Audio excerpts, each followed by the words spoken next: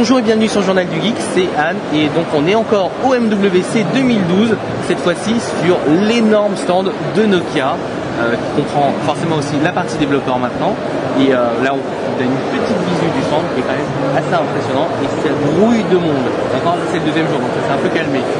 Voilà, sinon pour en revenir à nos petites affaires, forcément j'ai dans mes mains le fameux Nokia 808 PureView. Donc c'est le fameux smartphone annoncé sous Symbian Bell hier lors de la conférence de presse Nokia et qui vous propose un capteur de 41 mégapixels.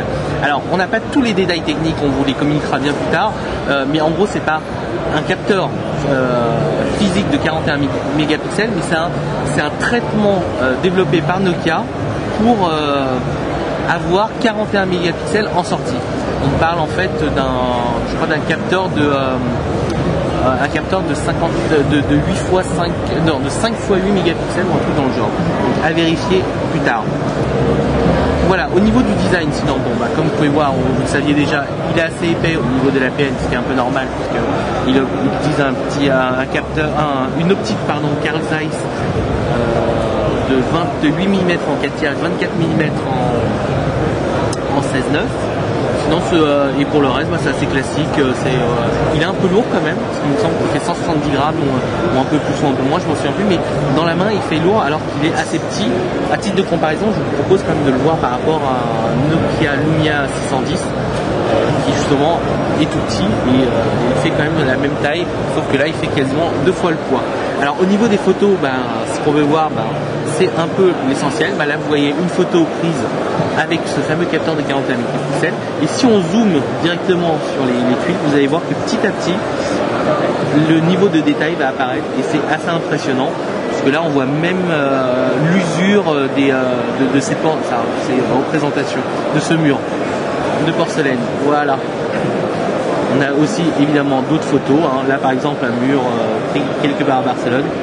Là si on zoome vraiment au maximum, on va voir quand même des détails qu'on ne pouvait pas avoir avec un capteur normal. Effectivement, Nokia vend aussi le fait que c'est plus avantageux de rogner une photo que d'utiliser un zoom optique.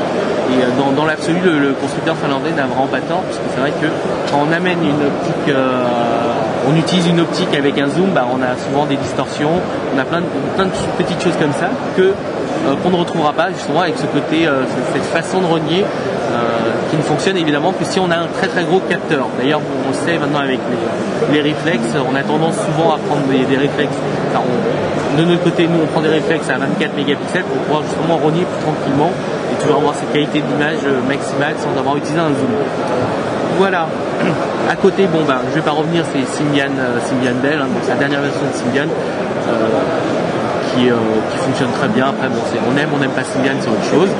Et à la grande question du pourquoi on l'a pas fait, pourquoi Nokia l'a pas proposé sur Windows Phone, il est évident que Nokia nous a confirmé que ça arrivera tôt ou tard sur d'autres plateformes.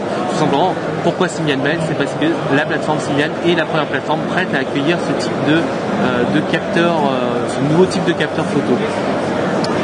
Voilà, je crois que j'en ai à peu près fini avec le PureView 808 et juste pour finir un petit exemple au fond du stand Nokia, vous avez une affiche là-bas qui a été photographiée. Donc l'affiche, vous voyez par rapport à la taille des gens, c'est une affiche qui a été photographiée justement avec le 808 PureView et c'est assez impressionnant. Là on est vraiment pas à côté, mais on essaie de faire une photo de là-bas et vous verrez que le niveau de détail est assez impressionnant. Voilà, merci beaucoup pour votre attention et à très bientôt sur le Journal du Geek.